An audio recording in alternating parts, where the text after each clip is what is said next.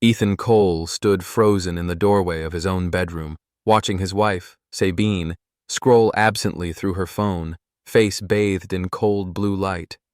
She didn't look up, didn't notice him, didn't care.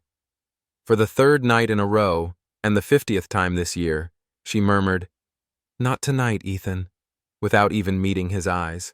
Something in him cracked, not a sharp break, but the slow, silent splintering of a man who realized he had become invisible in his own home. She hadn't kissed him in months. She hadn't touched him like a lover in over a year. And the worst part? She didn't even seem angry. She just stopped seeing him. As he backed out of the room, heart pounding and hands trembling, he nearly collided with Livia, Sabine's younger sister, standing barefoot in the dark hallway. She looked up at him with soft, concerned eyes, the only pair that had noticed his collapse. And in that instant, Ethan realized the life he'd spent building, the marriage he'd fought to preserve, had already died. He was just the last to admit it. Before we dive into today's story, take a moment to let us know where you're watching from. We love seeing how our stories bring people together from all over the world. Your comments create a community where storytelling thrives, and we're so grateful to have you here. If you haven't already, be sure to hit that subscribe button and turn on notifications so you never miss a moment. Now, settle in, get comfortable, and prepare for a journey that will keep you hooked from start to finish. Let's get started. Ethan Cole gripped the leather steering wheel of his matte black Tesla as it slid silently up the winding drive toward his Bel Air mansion. The dashboard glowed faintly, the time blinking just past midnight. The city lights sprawled out beneath him like a glittering map of a life he no longer felt connected to. From the outside, Ethan had everything: a billion-dollar tech company, a face on magazine covers, an address that screamed status. But as he pulled into the garage and the steel doors whispered shut behind him, the silence inside the car felt heavier than the weight of any boardroom negotiation or acquisition deal he had ever made. Inside, the house was immaculate. Lights adjusted automatically, music systems ready with curated playlists, climate controls tuned to perfection. The Cole mansion wasn't just a home. It was a statement, a trophy. But to Ethan, it was a sterile box of polished stone and glass, echoing with an absence that scraped at his chest every time he crossed the threshold. He slipped off his shoes at the entrance, more from habit than comfort, and stepped into the soft hush of the marble hallway. His footsteps barely made a sound as he passed by sleek art installations and minimalist designer furniture. At the end of the hallway, the master bedroom door was slightly ajar, pale light spilling from the bathroom. Ethan's heart tightened as he approached. Inside, Sabine stood at the sink, her reflection caught in the massive mirror. She was brushing her teeth, her dark hair pulled into a flawless bun, skin glowing under expensive serums and creams. Her silk robe clung to her frame, elegant and sharp as always. But what stopped Ethan cold was her expression, or the lack of it. She didn't look up when he leaned against the doorway. She didn't turn when he murmured, "Hey." She just kept brushing, gaze fixed on herself, mechanical, detached. When she finished, she spat, rinsed, wiped her mouth with the soft towel, and walked past him without meeting his eyes. "I'm exhausted," she said flatly, pulling back the covers on her side of the bed. "Big meeting tomorrow." Ethan stood there, feeling the sharp edge of rejection carve into him, not because of the words, but because of the routine. This wasn't a fight. This wasn't even coldness. This was emptiness. He sat on the edge of the bed, unlacing his shoes slowly, stupidly hoping for something. A glance, a touch, even a small smile. But Sabine had already turned away, cocooning herself under the blankets, the glow of her phone lighting up her face as she scrolled. Ethan's voice came out small. "We haven't, in a while." Sabine didn't look up. "We're both busy, Ethan. You know that." He swallowed, feeling like a man disappearing inside his own skin. I miss you, he whispered. Not just that. You. She sighed, fingers flicking across the screen. Please, not tonight. Ethan stood abruptly, the motion surprising even himself. I'll go for a drive, he muttered, grabbing his keys from the dresser. Sabine didn't protest. She didn't even look up. As he walked down the hallway, his chest felt tight, his pulse hammering in his ears. He barely noticed the cool air of the mansion brushing against his skin, the faint scent of citrus from Sabine's perfume still hanging in the air. Halfway to the front door, he nearly collided with Livia. She stood at the edge of the hallway, barefoot, wearing one of Sabine's old college sweatshirts, her dark hair loose around her shoulders. Her eyes, wide and soft, met his, and something in her expression, a flicker of concern, maybe, or just quiet witnessing, stopped Ethan in his tracks. You okay? She asked gently. Ethan managed a weak nod. Just needed air.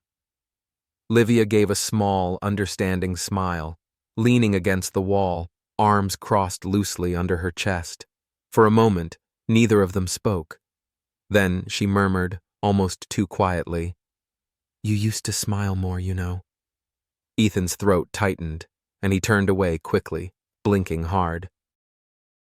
He slipped out the door and into the cool night, the sharpness of the air hitting him like a slap. For a moment, he stood there under the stars, the weight of the mansion pressing at his back, the empty streets stretching out before him. He wasn't sure if he was running away or trying to remember what it felt like to be alive. Sliding into the car, he gripped the steering wheel, knuckles pale, breath shaky. Through the windshield, the massive windows of the house glowed softly, silhouettes moving behind the curtains. Sabine, in her fortress of sheets and screens. Livia, moving quietly through the halls. Ethan pulled out slowly, the tires whispering against the stone driveway, heart pounding as if he were leaving something behind he hadn't yet named. 2 blocks down, headlights barely cutting through the dark, he was startled by the sound of the passenger door swinging open. He hit the brakes, heart leaping. Livia slid into the seat beside him, pulling a hoodie over her sweatshirt, her legs bare, feet tucked under her. Are you insane? Ethan asked, more shocked than angry. Livia smiled faintly, pulling the door shut. I figured you could use some company. Ethan opened his mouth, closed it. He let out a breath, shaking his head. I left a note, she added softly. Sabine won't even notice. She's probably already asleep, or glued to her emails. Ethan stared at her, trying to decide if this was madness or mercy. Livia's gaze turned out the window, voice almost a whisper. I'm not here to make things worse. I just didn't want you to be alone tonight. Ethan felt his chest tighten again, but this time, it wasn't pain. It was the terrifying sensation of being seen. They drove without speaking, the streets stretching out, streetlights blurring past. You used to laugh at the dumbest things, Livia said quietly after a while. Do you remember? You and Sabine. You were magic. Ethan gripped the wheel tighter. That was a long time ago. Livia turned, studying his face. What happened? Ethan pulled into an empty parking lot near the overlook. For a moment, he just sat there, fingers trembling slightly on the leather, eyes fixed on the dark outline of the hills. She stopped wanting me, he whispered. Bit by bit, and I kept pretending it was a phase. That it would come back. Livia's voice was soft. She doesn't see you anymore, does she? Ethan let out a shaky breath. No. They sat in silence, the car filled with the electric tension of words left unsaid, of confessions hovering at the edge of breath. Livia's fingers brushed his hand, just for a moment, light, fleeting, enough to send a pulse of heat up his arm. "I'm not trying to mess anything up," she murmured. "I just wanted you to know someone still sees you." Ethan stared down at their hands, not holding, just barely touching, feeling the impossible weight of that small human connection. He should pull away, he should say something. Instead, he just breathed. For the first time in years, he felt the shape of the loneliness that had been sitting on his chest, and for the first time, he realized he wasn't sure if he wanted to carry it alone anymore. He started the engine again, neither of them speaking as they drove back through the dark streets, the mansion waiting, glowing, empty, and filled with ghosts. Ethan Cole leaned against the cold marble kitchen counter, hands wrapped around a mug he hadn't bothered to fill. It was nearly 2 a.m, and the mansion was as silent as a tomb. Only the faint hum of the refrigerator and the occasional click of the thermostat filled the space. His eyes were bloodshot, his jaw tight, and his body sagged slightly as if weighed down by something heavier than exhaustion. He had made it through another evening of pretending not to notice Sabine's indifference, pretending the house was still a home, pretending that the hollowness inside him was temporary. But tonight, it was too much.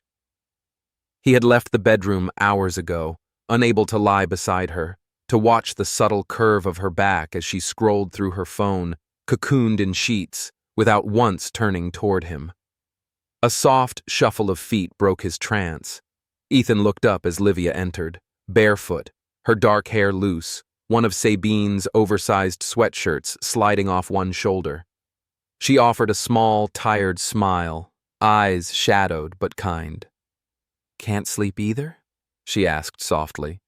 Ethan gave a humorless chuckle. "Haven't slept right in months." Livia moved to the counter, reaching for a glass. "Me neither." She filled it at the fridge, took a sip, and then leaned back against the counter, studying him. "You okay?" It was such a simple question, but it hit like a stone to the chest. Ethan wanted to laugh, to deflect, to shrug it off, but he couldn't. His throat felt tight, his voice low and rough when he finally answered, "No, Livia, I'm really not." For a moment, neither of them spoke. Then, Livia reached out, resting a gentle hand on his arm. "Come on," she said softly. "Let's get some air." Without thinking, Ethan followed her upstairs to the rooftop terrace. The night was cool, the city lights sprawling below them like a living constellation. Livia wrapped herself in a blanket and sat on one of the loungers, patting the space next to her. Ethan hesitated only a moment before sinking down beside her, elbows on his knees, head in his hands. Livia nudged him gently. "Confession game," she said with a tiny grin. Ethan glanced over, brow furrowed. "What?" "One confession for one confession," Livia explained. "I tell you one of mine, you tell me one of yours." He gave a weary smile. "You really want to play that game tonight?" She shrugged, pulling the blanket tighter around herself. "Why not? Feels like you're carrying around enough weight for both of us." For the first time that night, Ethan exhaled a real breath. "Okay," he murmured. "You first." Livia looked out over the city, eyes distant. "I always had a crush on you," she said quietly. "Back when you and Sabine first got together. I was 19? I used to think you were the only one who actually saw me, not just the little sister."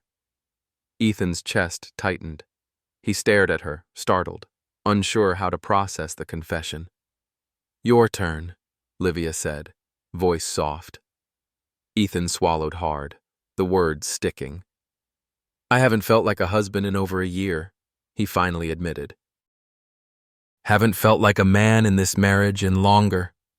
The air between them shifted, something heavier settling in.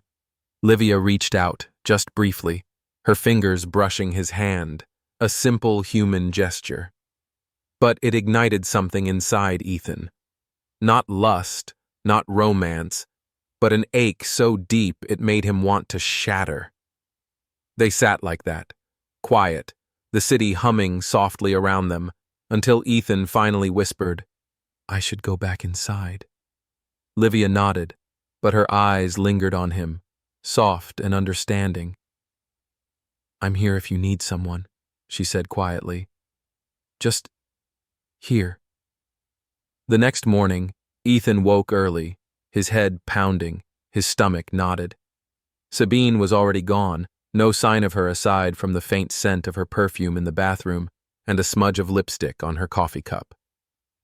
At the office, Ethan found himself distracted, unable to focus on the mountain of emails and meetings.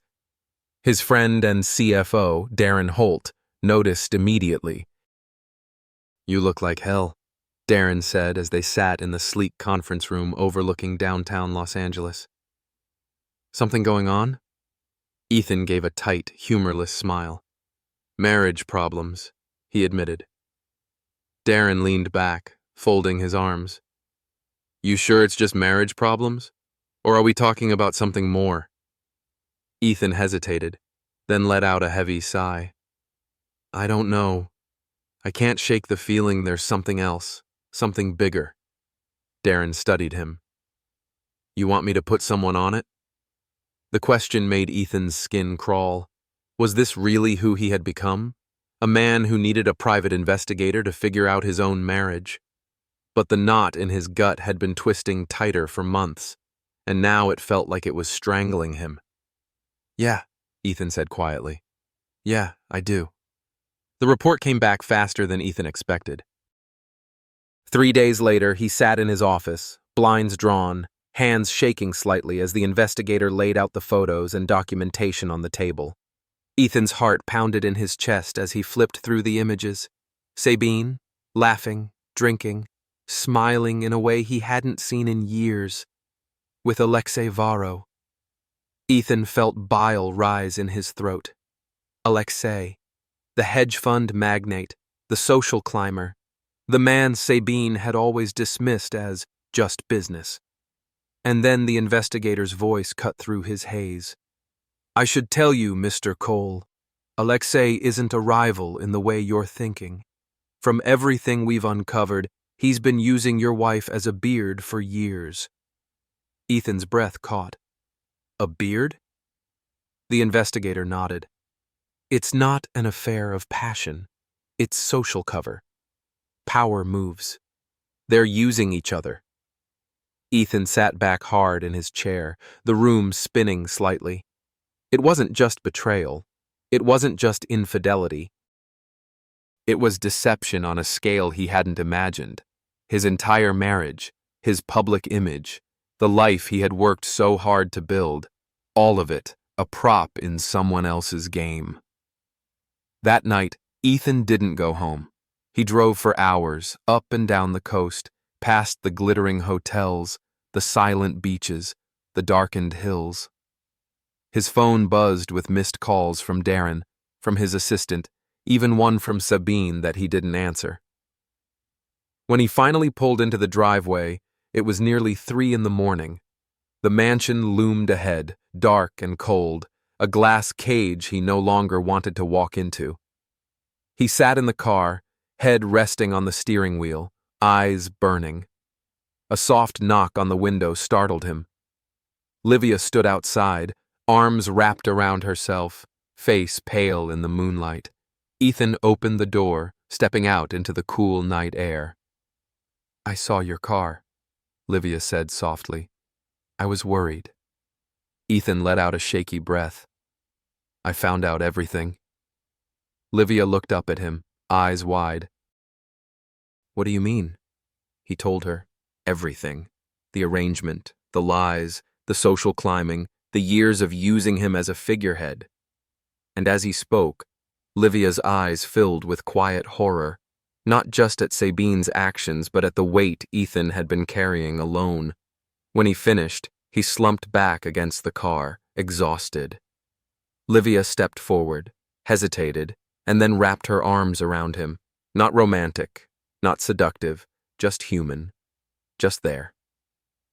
For a long moment, Ethan let himself lean into her, let himself feel the simple comfort of being held, of being seen, of not having to pretend he was fine. And as the cool night air wrapped around them, Ethan Cole, billionaire, genius, husband, ghost, realized that for the first time in years, he was standing on the edge of a truth he couldn't ignore. Something had broken, and maybe, just maybe, something else was about to begin. Ethan Cole sat at the head of the long glass dining table, hands steepled, eyes fixed on the untouched plate in front of him. The mansion was silent except for the faint tapping of Sabine's nails against her wine glass as she scrolled through her phone. Across from him, Sabine sat immaculate, legs crossed, dressed in a pale silk blouse and fitted slacks, hair pulled into a sleek knot. She didn't look up, didn't notice his gaze, didn't seem to care that they hadn't exchanged a real word all night. Ethan's appetite was gone. Finally, he broke the silence. "Can we talk?" Sabine let out a soft, annoyed breath and set her phone down slowly, like indulging a child. "About?" "About us." She raised a brow, lips curving in a cool, practiced smile. "Us, Ethan? Or whatever it is you've been stewing over these past few weeks." His jaw tightened. "You're sleeping with Alexei Varro."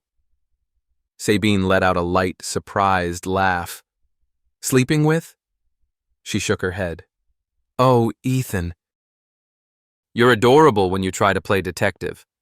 Ethan's fists clenched under the table. "Don't insult me."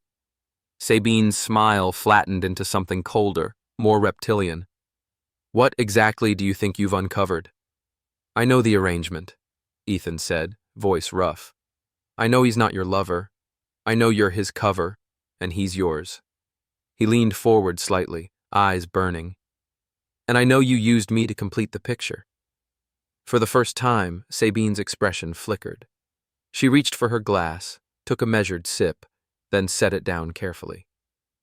"We live in a world of arrangements, Ethan. You benefit from them as much as I do." His heart pounded. "You could have told me." She tilted her head. "Would you have stayed if I had?" And there it was. The truth. Naked, sharp, unapologetic. Ethan shoved back from the table, the chair scraping hard against the floor. "I can't do this anymore." "Ethan." Sabine's voice stopped him at the doorway. "Don't be sentimental." Sentimentality is a liability in our world.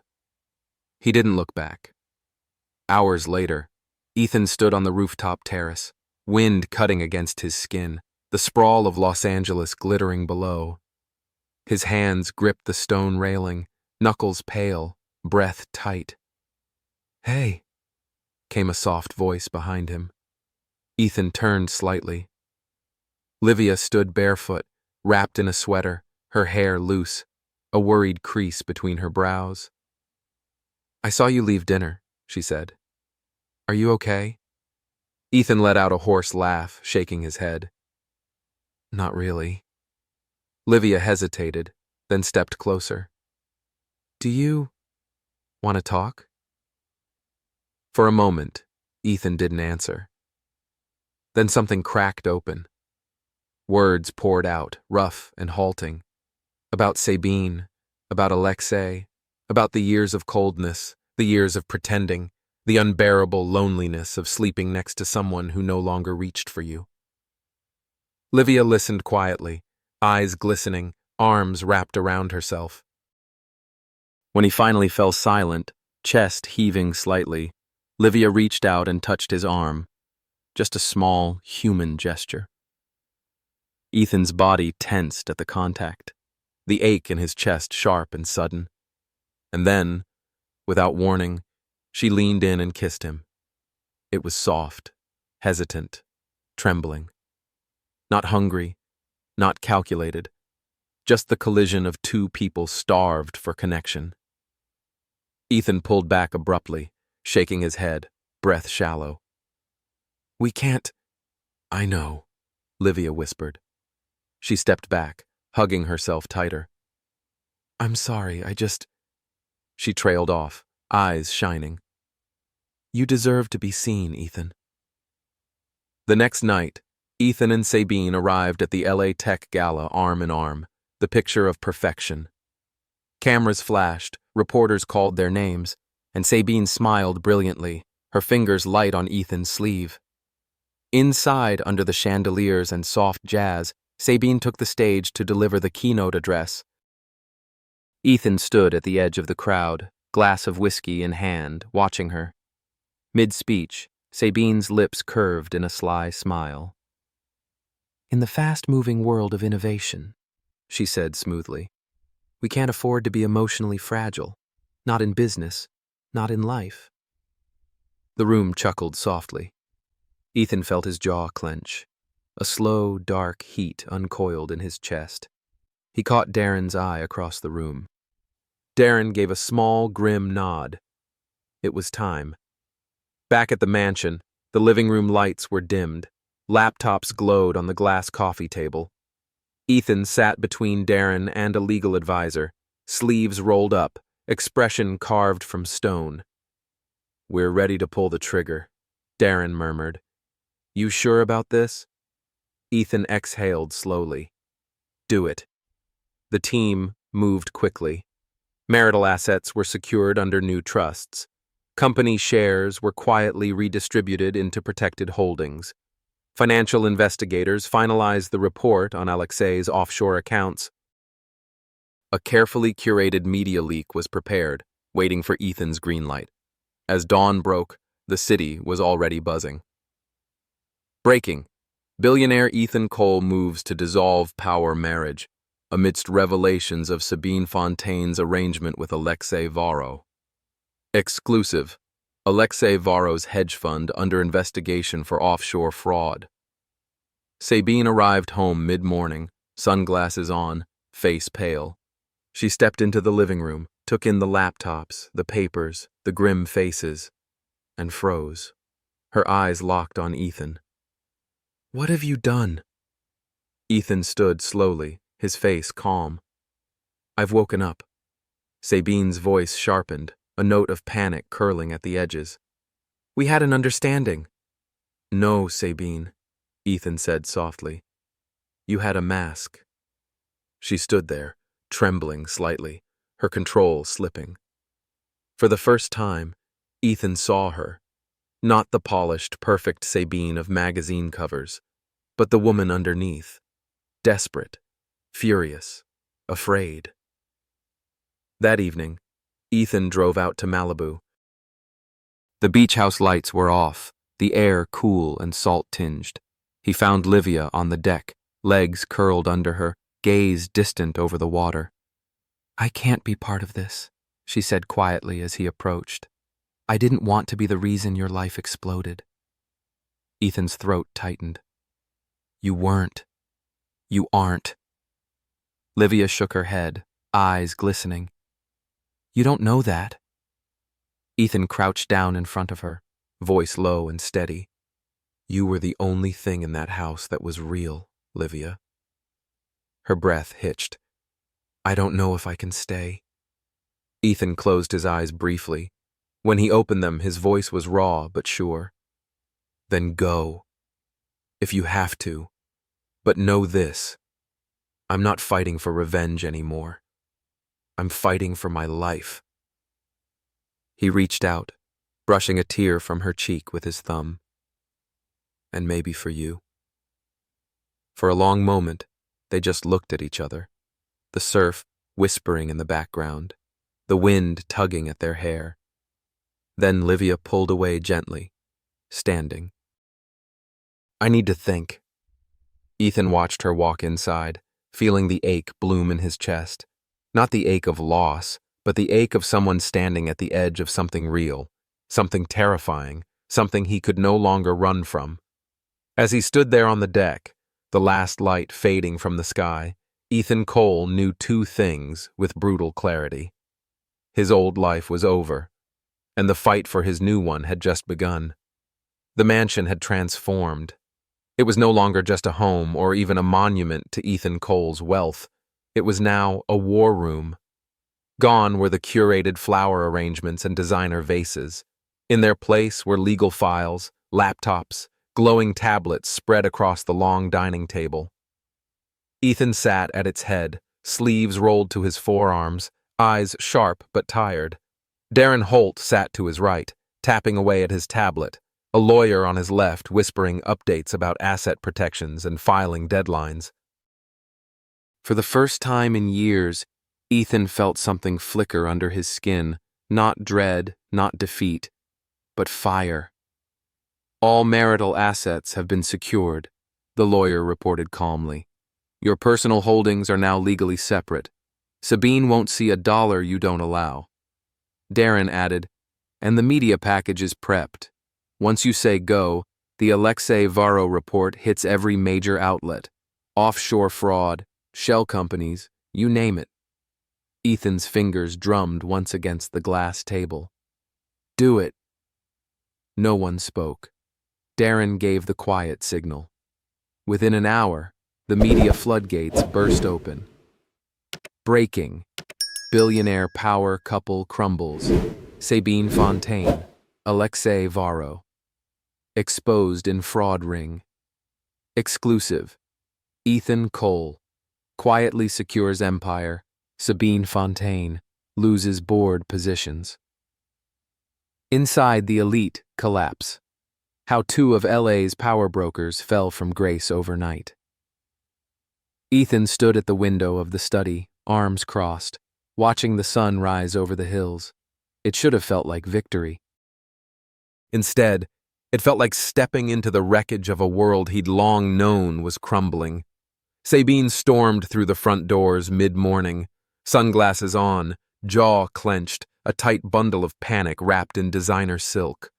She found Ethan in the study, flanked by Darren and the lawyers, a glass of water in his hand.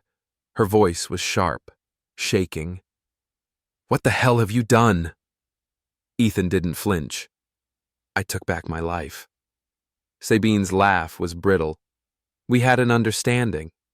No, Ethan said softly. You had an arrangement. I had a lie. Her eyes darted from Darren to the lawyer, her facade slipping. You want to blow up everything? Fine. But don't think you come out of this clean, Ethan. You're attached to me. To us. You sink this ship. You go down too. Ethan tilted his head slightly, eyes cool. You never understood, Sabine.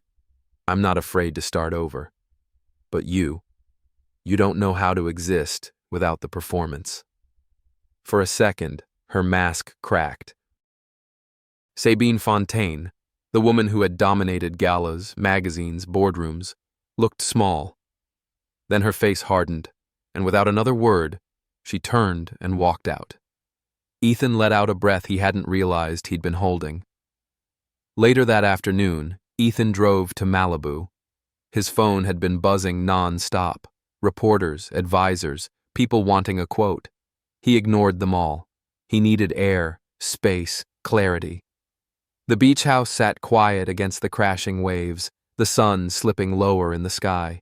Livia was on the deck, barefoot, wearing an old hoodie, knees tucked to her chest. She looked up as Ethan approached, her face pale, eyes rimmed red. I saw the news, she said softly. Ethan sat beside her, elbows on his knees. I didn't want you finding out from Twitter. For a moment they sat in silence, the ocean roaring softly in the background. Then, Livia's voice broke through, rough and trembling. I can't do this, Ethan. His chest tightened. Livia. She shook her head hard, hugging herself tighter. I can't be the woman who broke up your marriage. I can't be the one people point at and whisper about. I didn't mean for this to happen. Ethan reached for her hand, but she pulled away, standing abruptly. You need to figure out who you are without me, without Sabine, without all of it. Her voice cracked on the last word, and she disappeared inside, leaving Ethan alone on the deck, the salt wind cold against his skin. That night, Sabine called. "I want to meet," she said curtly. "Tomorrow. Beverly Hills Club. Noon." Ethan almost laughed. Even now, she wanted to control the setting, the stage, the script. But he agreed. He needed to see her face when the walls came down. The Beverly Hills Club was all dark wood, crystal glasses, and the muted hum of old money. Sabine sat at a corner table, already nursing a glass of wine, sunglasses perched on her head, phone face down. Ethan slid into the seat across from her, watching her carefully. "We can still clean this up," Sabine began, her voice silky, persuasive. "Joint statement, no mudslinging. We keep our reputations intact." Ethan smiled faintly. "Sabine, you're still playing chess." Her jaw tightened. "I'm trying to save what we built."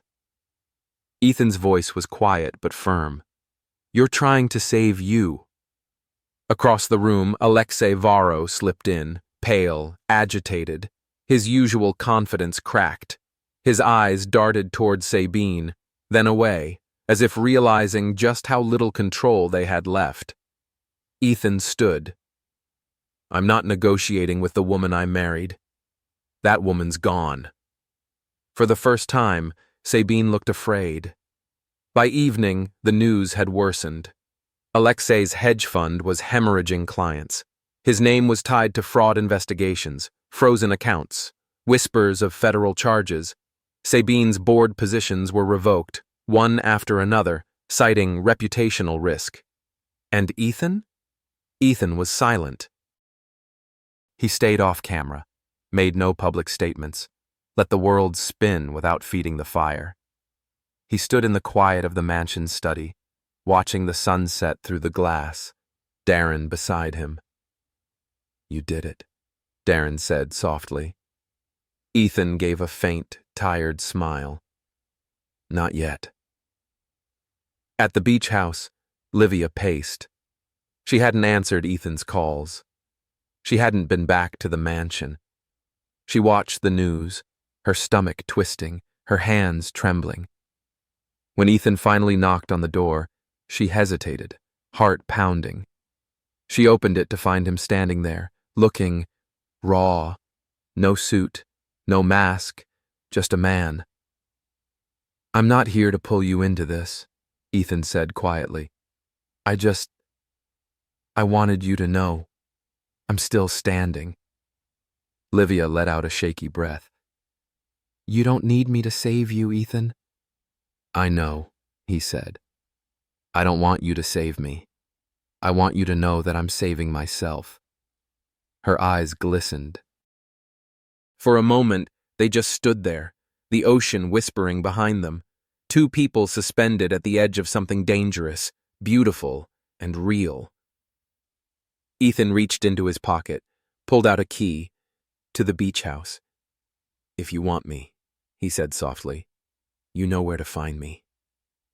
Then he turned and walked away, leaving Livia standing in the doorway, heart pounding, breath shaking, 1,000 unspoken things caught between them. That night, Ethan sat on the rooftop terrace alone, a glass of whiskey untouched beside him. The city pulsed below, alive and indifferent. For the first time in his adult life, Ethan Cole wasn't sure what the next day would bring. But for the first time, he wasn't afraid to find out. Ethan Cole had always known how to stand under pressure. He'd built Coltech from the ground up, navigated billion-dollar deals, and weathered the harshest tech market downturns. But this was a storm unlike anything he had ever faced. And for the first time, the storm wasn't outside. It was personal. The media frenzy had reached a fever pitch. Elite power couple implodes, Sabine Fontaine and Alexei Varro. Exposed. Exclusive. Ethan Cole's silent takeover reshapes the LA elite. From betrayal to breakthrough, the Ethan Cole resurgence. Ethan sat in his home office, the glow of multiple screens casting long shadows across the room. Headlines flashed, News anchors dissected every move, and social feeds exploded with takes, memes, and commentary, but Ethan wasn't watching. Not really. He sat still, hands steepled, gaze fixed not on the chaos outside, but inward. The house was quiet. No more Sabine's clipped voice echoing through the halls. No more cold silences at the dining table. No more Livia, at least not yet. Darren Holt stepped into the room, tablet in hand. Alexei's fund is done, he reported calmly. Investors have fled. SEC is circling. Ethan gave a slow nod. And Sabine? She's lost every board seat, Darren said quietly. Her lawyers called. They want to discuss terms. Ethan's lips curved, just faintly. Of course they do.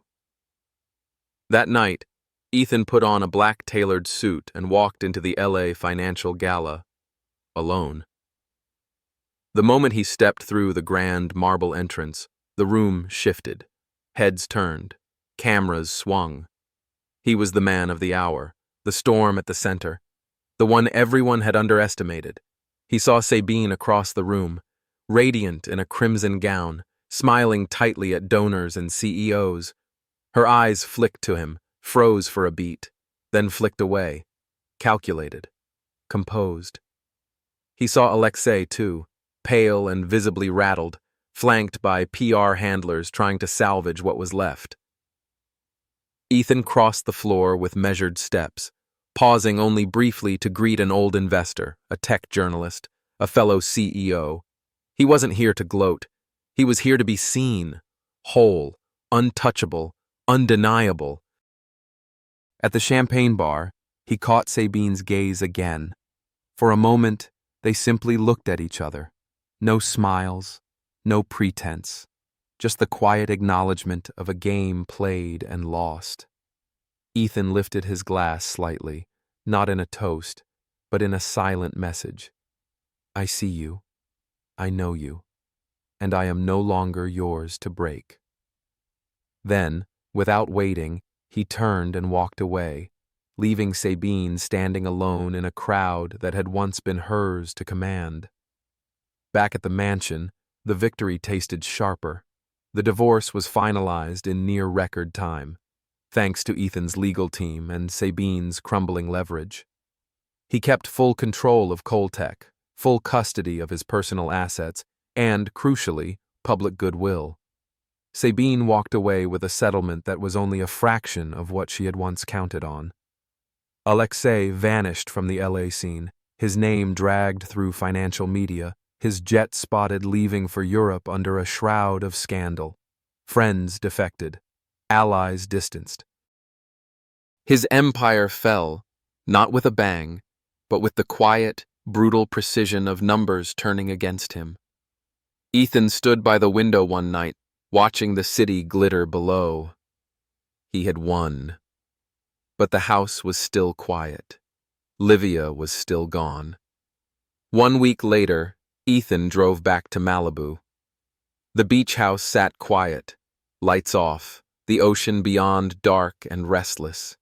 Livia answered the door in a loose sweatshirt, her hair pulled back, no makeup. She looked at him like she didn't know whether to slam the door or collapse into his arms. I came to tell you, Ethan said quietly. It's done. Livia crossed her arms, gaze wary. And I'm still here, Ethan said simply. Not because of revenge, not because I'm broken. I'm here because, somehow, after everything, I still want you in my life. Livia let out a shaky breath, eyes glistening. I can't be the prize you claim after this, Ethan. He stepped closer, his voice raw. You're not a prize. You're not a fix. You're the only person who ever saw me, Livia, and I had to tear my whole life down to see myself. Her chin trembled. I don't know if we can come back from this. Then don't decide now, Ethan murmured. He reached into his pocket, pulled out a simple key. He pressed it into her palm gently. To the house. To me. if you want it. Livia closed her fingers around it, eyes falling shut. For a moment they stood there, the sound of the waves crashing just beyond, two people caught between ruin and possibility. Back at the mansion, Ethan sat on the rooftop terrace, a glass of whiskey by his side, the night cool against his skin. He exhaled slowly, watching the city hum below, feeling the strange, quiet weight of survival. For the first time, he wasn't looking backward. At Sabine, at the marriage, at the wreckage. He wasn't looking outward. At the media, at the empire, at the power. He was just still, whole, here. The phone buzzed once beside him. A message from Livia. Simple. I'm not ready yet, but I want to be. Ethan let out a breath that felt like the first clean air in years, and as the sky began to lighten over Los Angeles, Ethan Cole realized that while the war was over, the real work, the work of becoming himself again, was just beginning. This was no longer about taking back what had been stolen. It was about stepping into what was waiting to be claimed.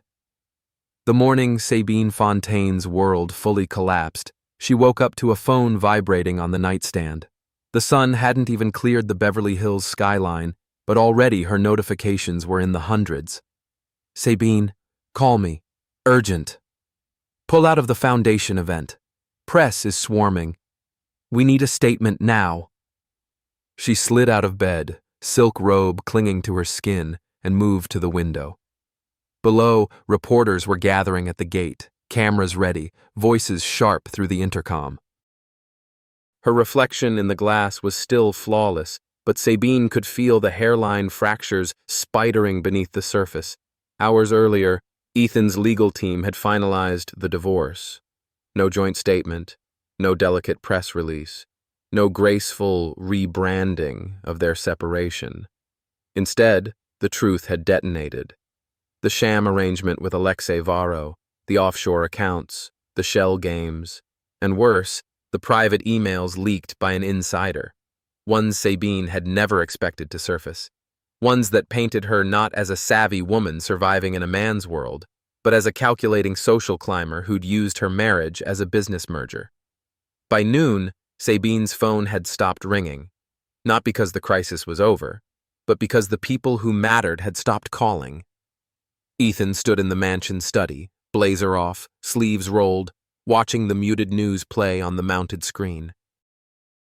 The anchors spoke carefully, toggling between finance terms and social commentary, but the message was clear. Sabine Fontaine was done. Darren Holt walked in, tablet under one arm, expression somber but satisfied. Alexei's lawyers just confirmed. He's fled to Europe. His accounts are frozen. His partners are turning on him. Ethan gave a slow nod. He felt no joy, no triumph, just a strange, weightless clarity. He had dismantled the life that once imprisoned him, and now he was free. Out in Malibu, Livia Fontaine stared at her own phone, sitting cross-legged on the deck, the ocean restless in the background. She scrolled through the headlines, heart pounding, throat tight. Livia Fontaine, at the center of the Cole-Fontaine fallout. Was Sabine's sister part of the unraveling? She set the phone down sharply, pressing her hands to her face. She hadn't left the beach house in days. The thought of facing Ethan, of facing the world, of facing herself, it all felt too big, too tangled, too raw. When the knock came at the door, she almost didn't answer. But when she opened it, Ethan stood there. No suit, no mask, just a man she barely recognized, looking somehow both wrecked and rebuilt. "Can I come in?" he asked softly. Livia stepped aside. Inside, they sat across from each other, coffee cups between them, the hush of the waves threading through the silence. "I didn't know if I should come," Ethan said finally. Livia wrapped her arms around herself. "I didn't know if I wanted you to." They both let out small, shaky laughs. not from humor, but from the fragile honesty hanging between them. "I'm not here for you to fix me," Ethan murmured. "I'm not here to fix you either." Livia's eyes filled. "Then why are you here?" He looked at her for a long, quiet moment. "Because you were the only thing real in a house full of ghosts." Sabine, meanwhile, sat alone in the Beverly Hills Club, tucked in a corner booth, untouched martini on the table. Across the room, the power players she once commanded whispered behind their hands, eyes flicking away when she glanced up. Alexei was gone. The board seats were gone. The invitations were gone. Her phone vibrated once. A message from her lawyer. "We recommend exiting quietly. Reputation management is no longer viable." Sabine read the words, chest hollow. For all her brilliance, all her moves, she had played the wrong game, and the world had moved on without her. Back in Malibu, the sky had shifted to a soft gold, evening light dancing on the water. Ethan stood on the deck, hands in his pockets, eyes on the horizon. Livia came up beside him, tucking her hair behind her ear. "I don't know how to stand next to you in this," she said quietly. "Not with the noise, not with the wreckage, not with everything." Ethan turned to face her fully, his voice rough but sure. "I don't need you to stand next to me in all of it, Livia. I just need you to stand next to me." Her breath hitched, tears slipping down her cheeks. She reached up, resting a trembling hand against his chest. Not as a lover, not yet, but as someone choosing to stay. For a long moment, they just stood there, the salt wind brushing over them, the noise of the world falling away. By the time Ethan returned to the mansion that night, the media trucks were gone. The house was still, the quiet no longer cold but peaceful. He moved through the rooms slowly, touching the back of a chair, the edge of a table, the frame of a doorway, relearning a space that had once been a prison. In the study, Darren waited with a last stack of papers.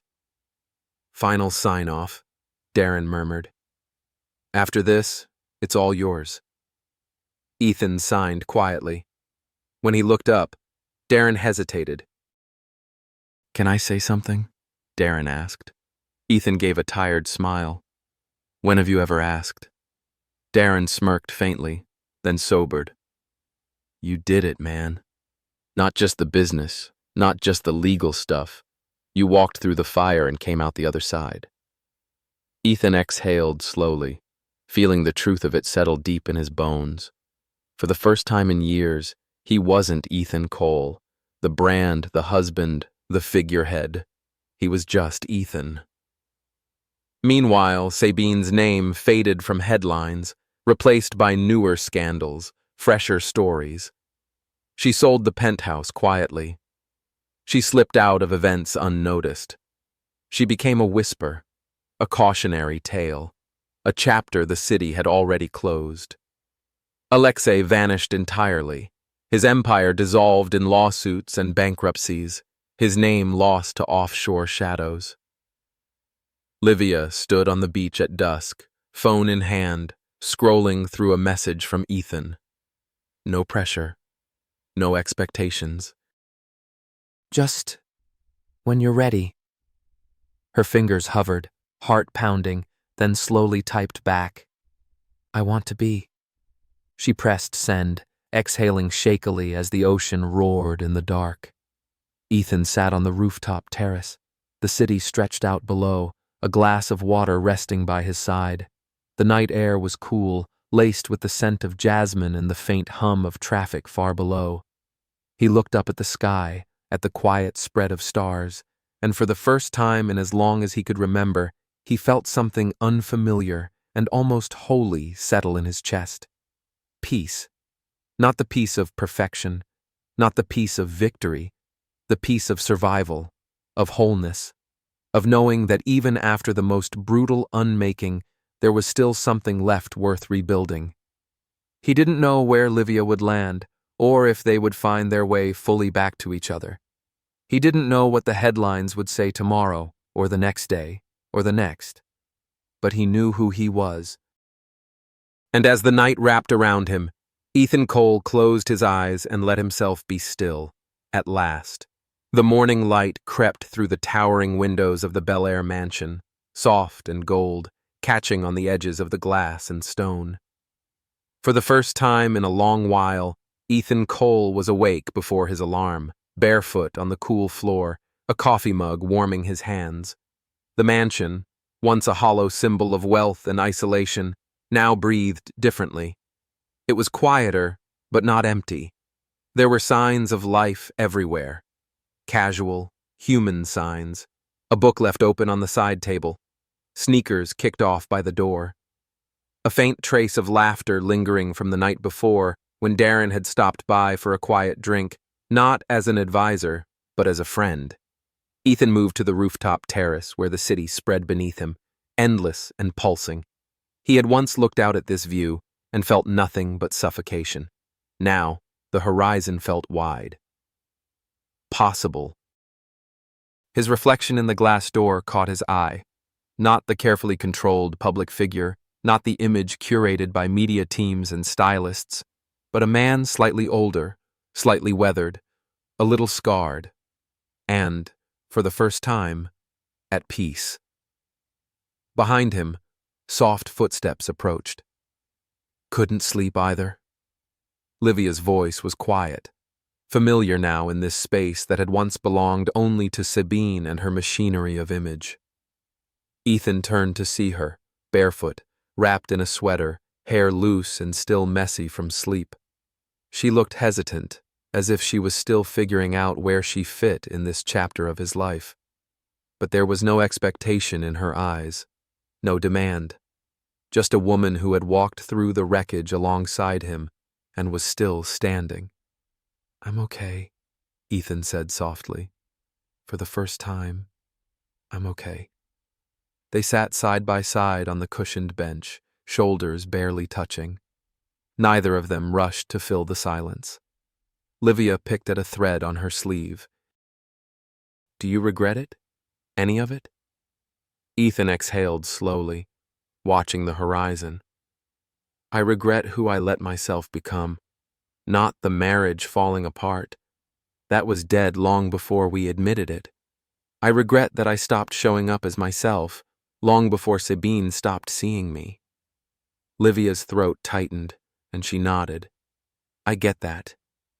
Ethan turned to her, eyes steady. "I don't regret you." She blinked fast, looking away, brushing a knuckle under her eye as if to hide the sting. "I don't need us to be anything today," Ethan added quietly. I need you to know that you were the first person in years who made me feel like I was still here." Livia gave a small, shaky laugh. "You were always here, Ethan. You just didn't believe it." In the following days, the media noise faded. Alexei Varro had become old news, swallowed up by financial scandal headlines. Sabine Fontaine, once the darling of elite circles, was quietly relocating, selling off properties, reshaping her public image far from Los Angeles. Ethan, by contrast, stayed, not in the public eye. No cover stories, no tell-all interviews, no revenge memoirs. He returned to his company, re-engaged with his team, showed up quietly in ways that actually mattered. His employees saw him at meetings again. His product teams found him at brainstorming sessions, and most unexpectedly, Ethan found himself showing up for his own life. He called his sister for the first time in months. He invited Darren over just to grill on the patio. He reconnected with the parts of himself he had buried beneath ambition, marriage, image. One evening, a month later, Ethan found himself at the Malibu beach house again. This time, not to chase or confess, just to be. Livia had texted, "If you're free, there's pizza, no pressure." Ethan had shown up, no entourage, no gifts, no scripted lines. They sat on the deck with paper plates balanced on their knees, ocean air in their hair, legs brushing occasionally. At one point, Livia turned to him, laughing softly at some story from her travels, and Ethan realized he wasn't waiting anymore. Not for reconciliation, not for permission, not for closure. He was just here, alive. The next morning, Ethan stood on the balcony of his home, coffee in hand, the sky a soft wash of pink and blue. Down the hall, there was quiet movement. Livia making coffee, Darren's voice on speakerphone from the kitchen, laughter from a small gathering of friends the night before still echoing faintly in the house. He let it all wash over him, grounding himself in the simplicity of it. He had everything. Not in the way the world had once measured, not in magazine covers, not in headlines, not in power plays. He had everything because he had himself. He had rebuilt, not by reclaiming what Sabine and Alexei had tried to tear away, but by stepping into the space left behind and filling it with something real. He closed his eyes, the cool air brushing his skin, and let himself breathe. Fully, deeply, without armor, without noise. In the quiet, he heard a soft voice behind him. "Hey." Ethan turned. Livia stood in the doorway, a mug of coffee cradled in her hands, hair pulled back, eyes soft. He smiled, easy, unforced. "Hey." She stepped closer, resting her head lightly against his shoulder. And there, in the hush of the morning, the final truth settled into place. The ending wasn't the collapse. It wasn't the betrayal or the divorce or the headlines. The ending was this: a man, a woman, a life pared down to its truest, simplest form. And from here, everything was beginning again. In the quiet aftermath of upheaval, there comes a moment when the noise settles, the dust clears, and what's left is startling in its simplicity. And it is the moment when all the labels and roles, husband, wife, lover, partner, success story, cautionary tale, fall away, and what remains is just a human being, standing alone at the edge of their own life. This is the truth many of us avoid. Sometimes we are not ruined by what breaks apart, but reborn because of it. We live in a world that measures worth in achievements, relationships, reputations, and image. We tie ourselves so tightly to the idea of what we're supposed to be that we forget the one thing that actually matters: who we are when the titles are stripped away, when no one is watching, when we stand alone in the quiet and have to face ourselves. Betrayal, failure, heartbreak. These are not the things that define a person. They are the things that reveal them. When everything falls apart, what's left isn't weakness. It's what's real. It's the chance, however painful, to rebuild, not as who we were told to be, but as who we are meant to be. In the end, life isn't about revenge or winning or proving others wrong. It's about learning the hard, sometimes brutal lesson that love, connection, and peace cannot be forced, bought, or performed. They can only be chosen freely and honestly, without scripts or facades. And sometimes, the bravest thing a person can do is not to fight for what's collapsing, but to let it fall, and to trust that they will still be standing when the dust clears. There are no guarantees in healing. There are no perfect redemptions, no flawless new beginnings. There is only the messy, beautiful work of showing up for yourself, day after day, even when the world has stopped clapping, even when no one sees. And if, after all of that, someone chooses to stand beside you, not to fix you, not to save you, but simply to be there, then maybe that is what we were chasing all along. Thank you for joining us on this journey today. If this story spoke to you, moved you, or gave you something to think about, we'd love to hear your thoughts in the comments below. Share where you're watching from, tell us what resonated most, or just let us know you're here. Your voice is part of what makes this community so meaningful. If you haven't already, don't forget to subscribe and turn on notifications so you never miss a new story. We're grateful to have you with us, and we can't wait to share more moments, more reflections, and more unexpected journeys with you. Until next time. Take care of yourself, and remember, sometimes the ending is just the beginning we didn't know we needed.